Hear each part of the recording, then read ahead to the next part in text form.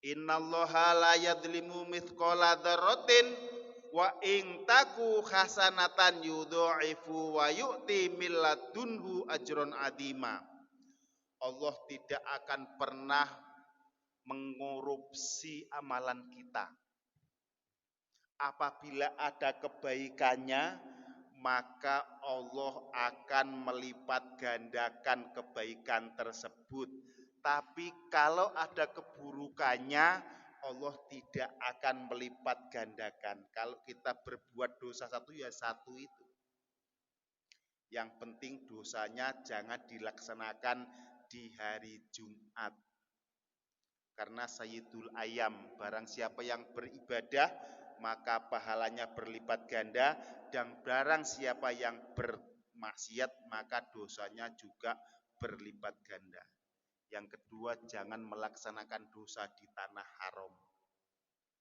Di tanah haram, di Masjid Nabawi kita sholat sekali, pahalanya 1000 kali sholat di masjid lain. Tapi kalau bermaksiat juga 1000 kali sama. Ya, pokoknya kalau mau berbuat dosa, pilihlah jangan hari Jumat. Karena kalau Jumat dilipat gandakan oleh Allah Subhanahu wa Ta'ala. Jumat itu adalah Sayyidul Ayam, lebih mulia daripada Idaini, daripada Idul Adha dan Idul Fitri. Saya kalau membaca surah Al-Mu'minun di ayat 102 dan ayat 103, saya takut sekali. Apa dia ayatnya?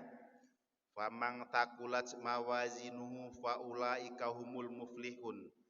Barang siapa yang timbangan kebaikannya lebih berat, maka dia masuk dalam kategori orang-orang yang diuntungkan oleh Allah Subhanahu wa Ta'ala. Di ayat selanjutnya, waman khaffat mawazinuhu faulaikal ladzina khasiru anfusahum fi jahannama khalidun. Ini Bapak-bapak perhatikan, barang siapa yang timbangannya kebaikannya lebih ringan daripada keburukannya, ya, fi jahannama khalidun, dia akan di neraka jahanam khalidun, selama-lamanya. Di sini ahli tafsir mengatakan, kalau nanti di mizan kita ditimbang oleh Allah Subhanahu wa Ta'ala, kita punya kebaikan, kalau 100% itu 100 hitungannya, 50,1 kita punya kebaikan, selamat kita. Tapi kalau keburukannya 50 plus 1, di sini kata Allah, fi jahannama khalidun. Ngeri enggak itu?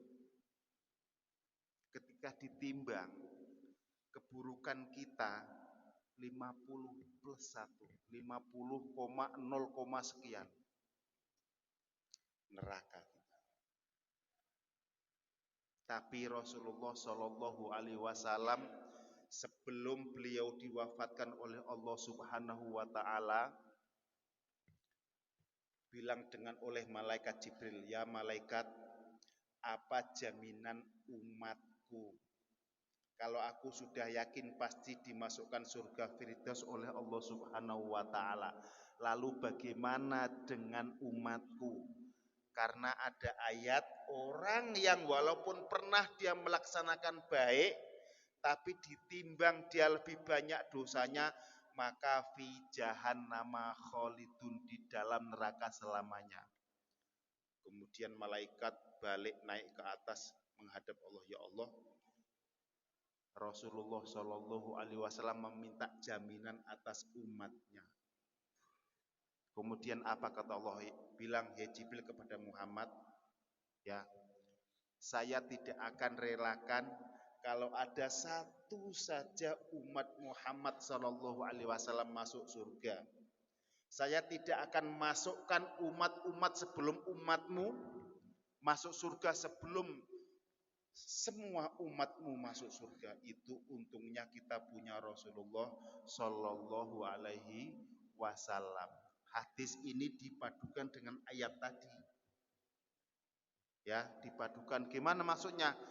Kalau memang kita dinas di neraka karena timbangan keburukan kita lebih banyak, nanti setelah kita dilepin di neraka, malaikat akan mengorek-ngorek kita. Siapa yang dulu pernah membaca sholawat, siapa yang dulu pernah mengucapkan la ilaha illallah, akan dientaskan oleh malaikat menuju surga.